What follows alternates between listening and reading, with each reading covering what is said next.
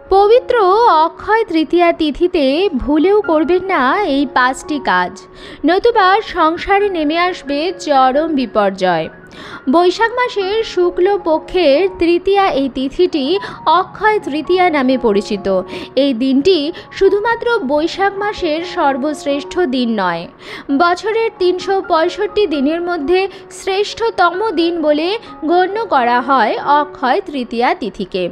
এই দিনটিতে যেমন ভালো কাজ করলে অক্ষয় পুণ্য অর্জন হয়, ঠিক সেরকমভাবেই যদি কোনো খারাপ কাজ ভুলবশত করে ফেলেন তার ফলে কিন্তু লাভ হয় অক্ষয় পাপ, যে পাপ কোনোভাবেই কাটানো সম্ভব নয়। তাই সমস্ত সনাতন ধর্মাবলম্বীদের এই দিনটি বিশেষ নিয়ম বিধিপূর্বকই পালন করা উচিত এবং শুধুমাত্র ভালো কাজ করা উচিত। অক্ষয় তৃতীয়া মানেই কিন্তু শুধুমাত্র কেনাকাটা নয়। এই দিনটির গুরুত্ব সনাতন ধর্মে বিশেষ। কেন এই দিনটি এত গুরুত্বপূর্ণ অনেকেই হয়তো জানেন না। আজকের পর্বে আমি আপনাদের সঙ্গে শেয়ার করব অক্ষয় তৃতীয়াকে কেন বছরের সর্বশ্রেষ্ঠ দিন বলে গণ্য করা হয় এবং এই বিশেষ দিনে কি কি কাজ আমাদের ভুলেও করতে নেই, এর ফলে পরিবারের অমঙ্গল হয়। কেনাকাটার সাথে সাথে এই জিনিসগুলি আমাদের অবশ্যই মানতে হবে, তাহলেই অক্ষয় তৃতীয়ার পুণ্য ফল আমরা সারা বছর পাব। নমস্কার বন্ধুরা, আমি সুচরিতা, সবাইকে স্বাগত জানাচ্ছি কিপ গ্রুমিং চ্যানেলে। বন্ধুরা, আশা করছি ঈশ্বরের আশীর্বাদে প্রত্যেকেই ভালো আছেন এবং সুস্থ আছেন। আর হাতে গোনা কয়েকদিন বাকি, সামনে আসতে চলেছে বৈশাখ মাসের সর্বশ্রেষ্ঠ দিন অক্ষয় তৃতীয়া। আমরা প্রত্যেকেই কম বেশি জানি যে অক্ষয় তৃতীয়ার এই দিনটি অত্যন্ত গুরুত্বপূর্ণ।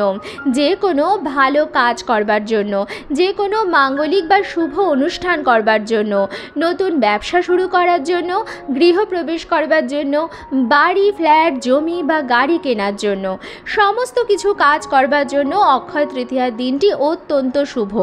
এই দিনটি এতটাই শুভ যে যদি বাড়িতে কোনো পুজো বা অনুষ্ঠান আপনি অক্ষয় তৃতীয়ার দিনে করেন তাহলে পঞ্জিকাতে শুভ সময় দেখারও প্রয়োজন হয় না।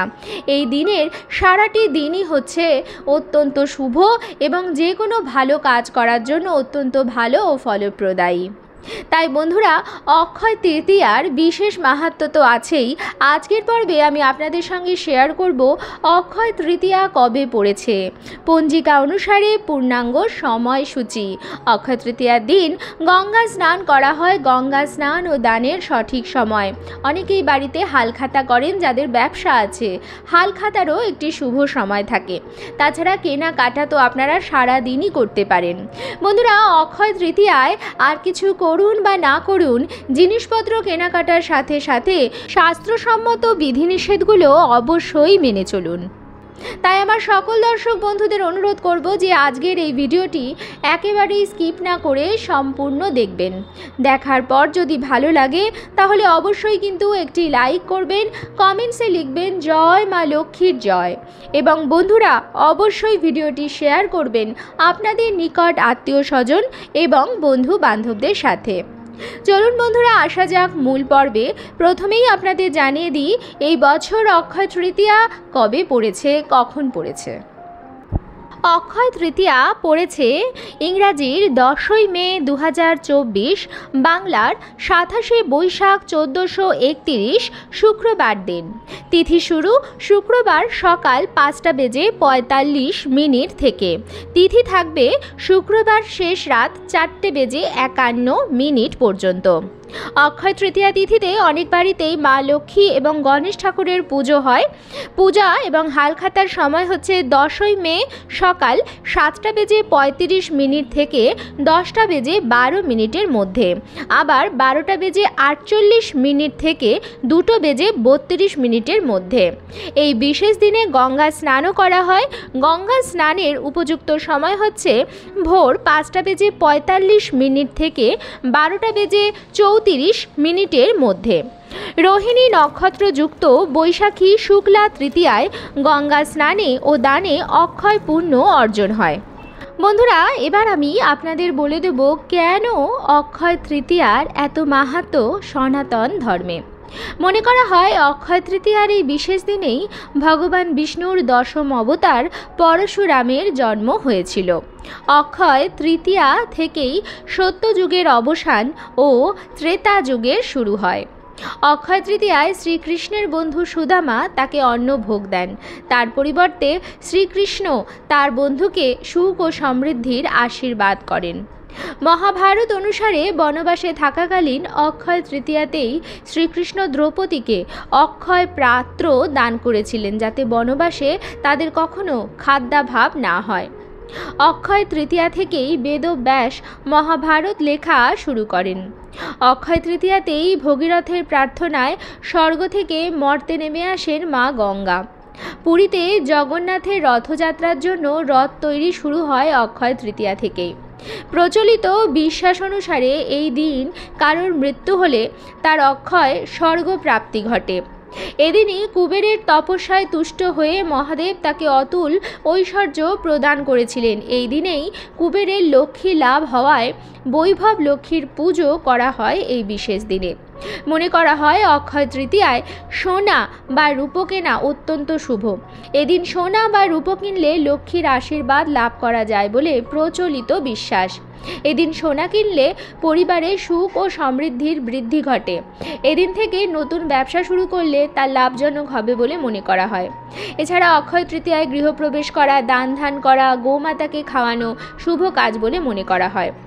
পুরাণ মতে অক্ষয় তৃতীয়া তিথিতে সমস্ত পাপ নাশ হয় এবং সমস্ত ধরনের সুখ লাভ করা যায়। এদিন কোনো দান পুণ্য করলে তার ফল অক্ষত থাকে। তাহলে বুঝতেই পারছেন বন্ধুরা, সনাতন ধর্মে অক্ষয় তৃতীয়ার গুরুত্ব ঠিক কতটা। তাই এই বিশেষ দিনের যে নিষেধগুলি আছে অবশ্যই সেগুলি পালন করার চেষ্টা করবেন। চলুন বন্ধুরা, এবার আমি আপনাদের বলে দিই যে অক্ষয় তৃতীয়ায় কোন 5টি কাজ আপনারা ভুলেও করবেন না, এর ফলে পরিবারের মঙ্গল হবে। যদি আপনি চান অক্ষয় তৃতীয়ার সম্পূর্ণ ফল পেতে, তাহলে অক্ষয় তৃতীয়ার এই কাজগুলো আপনি নিজেও যেমন করবেন না, তেমনই আপনার বাড়ির কাউকেও করতে দেবেন না। প্রথম যে কাজটি এই পবিত্র তিথিতে আপনারা করবেন না, সেটি হচ্ছে বেশি বেলা পর্যন্ত ঘুমোবেন না। অক্ষয় তৃতীয়ার দিনে সুখ, সমৃদ্ধি, বৈভব এবং ঐশ্বর্য প্রাপ্তির যোগ তৈরি হয়। এই বিশেষ দিনে মা বৈভব লক্ষ্মীর পুজো হয়। তাই বন্ধুরা, খুব সকাল সকাল শয্যা ত্যাগ করুন, সমস্ত আলস্য ছেড়ে, এবং তাড়াতাড়ি শয্যা ত্যাগ করে সমস্ত বাসি কাজকর্ম সেরে ফেলুন। আপনার ঘরের দরজা জানলা সমস্ত কিছু খুলে ফেলুন এবং ঘর দুয়ার অত্যন্ত ভালোভাবে পরিষ্কার পরিচ্ছন্ন করে ফেলুন। যদি সম্ভব হয় বাড়ির মুখ্য দরজায় অবশ্যই 1 ঘটি জল ঢেলে দেবেন, এবং সেই দিন যদি আপনি কোনো পবিত্র নদী বা গঙ্গা স্নান করতে পারেন, তাহলে অক্ষয় পুণ্য অর্জন করবেন। বন্ধুরা, আপনারা প্রত্যেকেই জানেন যে মা লক্ষ্মী এমন কোনো ঘরে প্রবেশ করেন না যেটি পরিষ্কার পরিচ্ছন্ন নয়। তাই ঘর বাড়ি অত্যন্ত ভালোভাবে পরিষ্কার পরিচ্ছন্ন করে নেবেন। বন্ধুরা, তাই প্রথম যে কাজটি অক্ষয় তৃতীয়ার দিনে আপনারা ভুলেও করবেন না, সেটি হচ্ছে বেশি বেলা পর্যন্ত ঘুমোবেন না। দ্বিতীয় যে কাজটি আপনারা ভুলেও করবেন না, সেটি হচ্ছে ঘর দুয়ার অপরিচ্ছন্ন রাখবেন না। অনেকেই বাড়ির বেসিনে এঁঠো বাসন জমিয়ে রাখেন, বাড়ির উঠোন বা বাড়ির দরজাঘাট পরিষ্কার করেন না, বাড়ির মুখ্য দরজা পরিষ্কার করেন না। কিন্তু বন্ধুরা, বাড়িতে সুখ সমৃদ্ধি সমস্ত কিছুই বাড়ির মুখ্য দরজা দিয়েই ঘরে প্রবেশ করে। তাই বাড়ির সদর দরজা বা মুখ্য দরজাটি সর্বদা পরিষ্কার ও পরিচ্ছন্ন রাখবেন।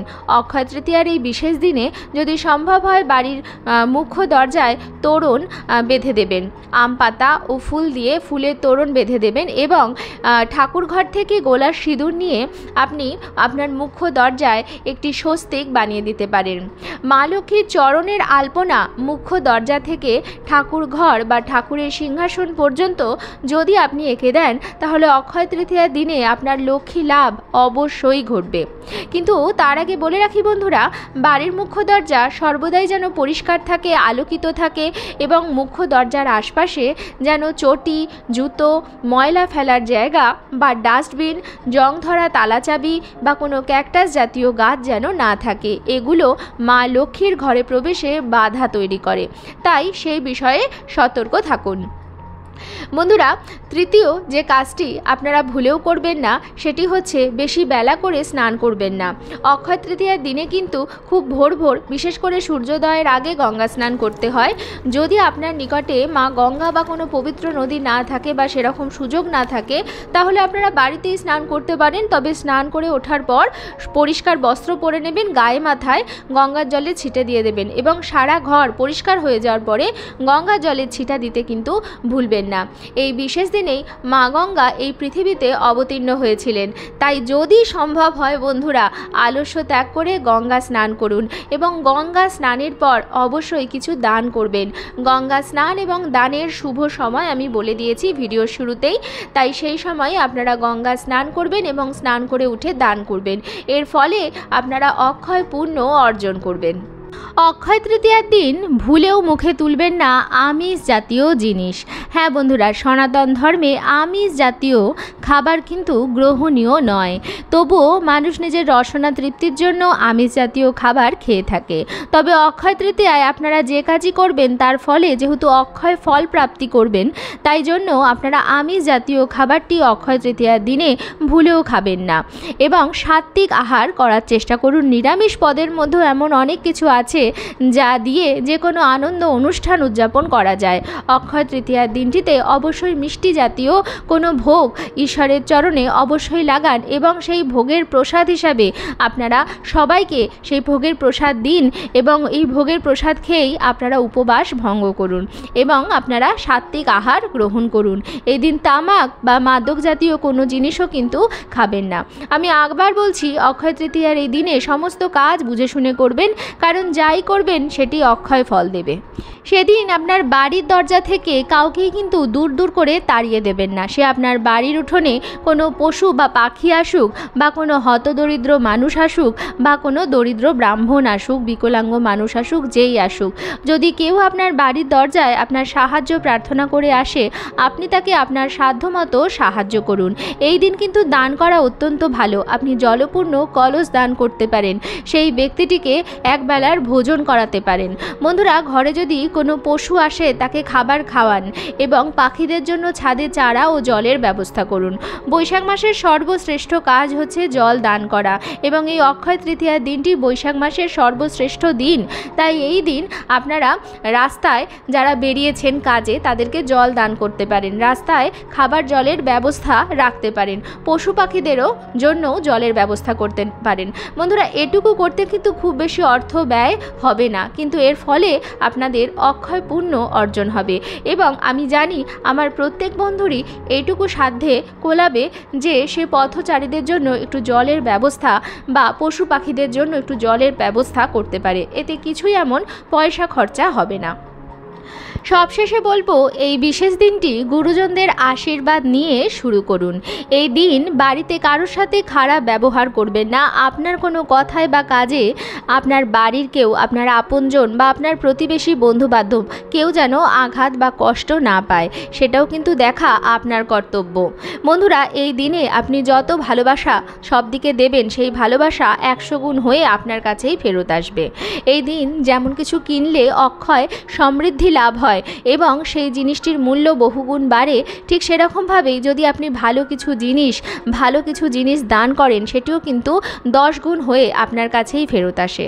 তাই বন্ধুরা, এই দিন কাউকে অপমান করবেন না, কোনো রকম মিথ্যাচার করবেন না, মিথ্যা কথা বলবেন না, পরনিন্দা পরচর্চা করবেন না, বরঞ্চ এই দিনটি ঈশ্বর সাধনায় কাটান এবং যে সমস্ত জিনিসপত্রগুলো কেনা অক্ষয় তৃতীয়ায় অত্যন্ত শুভ, তার মধ্যে থেকে একটি বা দুটি জিনিস হলেও বাড়িতে নিয়ে আসুন এবং গৃহস্থ বাড়িতে মা লক্ষ্মী ও নারায়ণ ভগবানের পুজো করুন। যারা ব্যবসায়ী আছেন তারা তো অবশ্যই মা লক্ষ্মী ও গণেশ ঠাকুরের পুজো করেন। তাছাড়া এদিন বাড়ির ঠাকুরের সিংহাসনে যা যা দেবী এবং দেবতা আছেন সবাইকেই মিষ্টি মুখ করান এবং সববার পূজা অর্চনা ভালোভাবে করুন। এর ফলে ঈশ্বরের আশীর্বাদ আপনারা অবশ্যই পাবেন। আজকের পর্বটি আমি এখানেই শেষ করছি। আশা করছি আজকের ভিডিওটি আপনাদের ভালো লাগলো এবং একটু হলেও উপকারে লাগলো। ভিডিওটি ভালো লাগলে অবশ্যই কিন্তু লাইক, কমেন্টস এবং শেয়ার করবেন বন্ধুরা। আর যদি চ্যানেলে নতুন হন তাহলে অবশ্যই চ্যানেলটিকে সাবস্ক্রাইব করে আমার সাথে থাকবেন। দেখা হবে কিপ গ্রুমিংয়ের নতুন আরও একটি পর্ব নিয়ে। সবাই খুব ভালো থাকবেন, সুস্থ থাকবেন।